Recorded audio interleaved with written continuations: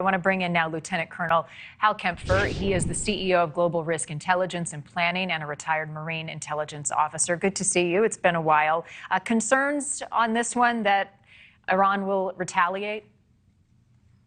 Marni, Iran will probably try to retaliate in some way. There's a lot of different ways they can go at Israel. I think the consensus is across the board that Israel was responsible for this attack.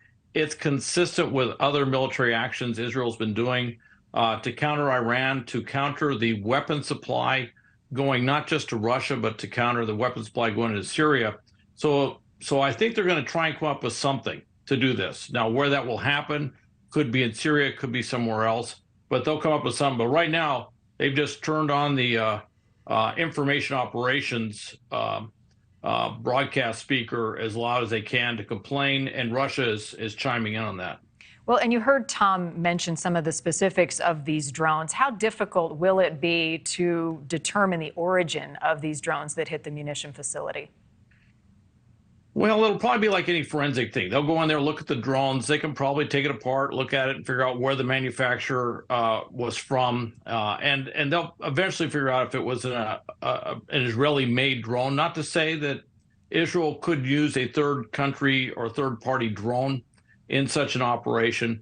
The thing I think that's really kind of getting the Iranians' attention is the fact that this drone strike was well inside Iran. And with the type of drones that at least have been talked about so far, that indicates that they may have been launched from well within the country, which speaks to the ability of Israel to conduct these covert paramilitary operations throughout Iran, and the vulnerability of Iranian infrastructure, and particularly the military infrastructure. Right. And then that begs the question, will we be seeing more of it? I mean, you've got Israel's Prime Minister Benjamin Netanyahu just took power last month.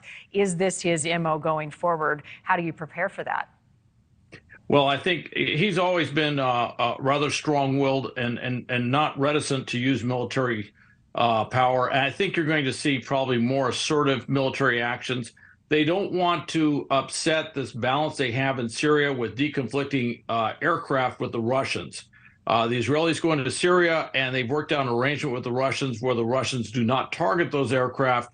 So they want to keep that in place. On the other hand, they do want to support Ukraine. In fact, they made that very clear yesterday. They said they just do it in a very different way. They don't send weapons directly to Ukraine, but they're doing things in their region, specifically with Iran, which is helping the Ukrainian cause, in this case, blocking not just drones, but also ballistic missiles that could be going to Russia that would be used against Ukraine.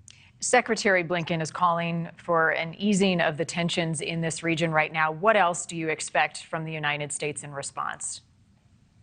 Well, I think we're trying to deal with the Palestinian-Israeli conflict right now, to try to normalize that. On the other hand, strategically speaking, it's not against U.S. interest to cease strikes in Iran against things that would put weapons into Russian hands.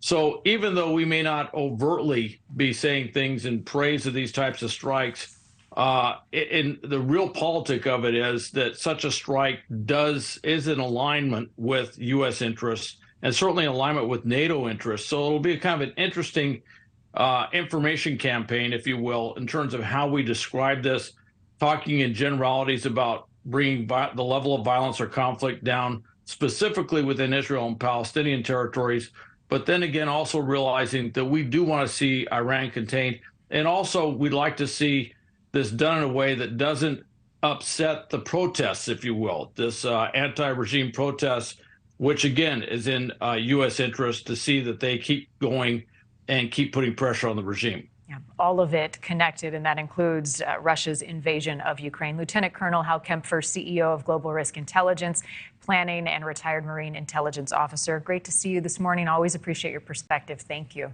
Thank you for watching. Go to newsnationnow.com to find NewsNation on your television provider. And don't forget to click the red subscribe button below to get more of NewsNation's fact-driven, unbiased coverage.